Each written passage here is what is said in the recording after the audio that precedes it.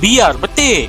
Ikan ni boleh hidup bertahun-tahun tanpa air? Ini ialah African lungfish, sekumpulan ikan dari genus Protopterus. Kalau belah-belah Afrika, mereka panggil ikan ni mamba.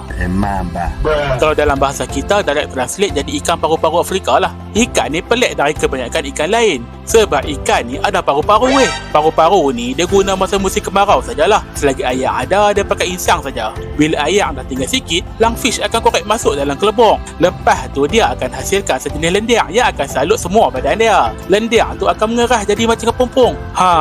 Lepas tu dia tidurlah sampai musim hujan. Geng penyelidik panggil proses ni estivation. Kalau orang utara ni panggil tidur mampus lah. Mereka ni boleh hidup tanpa air sampai 4 tahun guna cara ni. Memang lama nak haram mereka tidur. Bila sampai je musim hujan, semua sungai dan lopak air akan mula bertakung balik. Kepompong tu bila kena air dia akan relai dan lungfish keluar jadi ikan biasa balik. Lepas tu dia terus cari pasangan lah.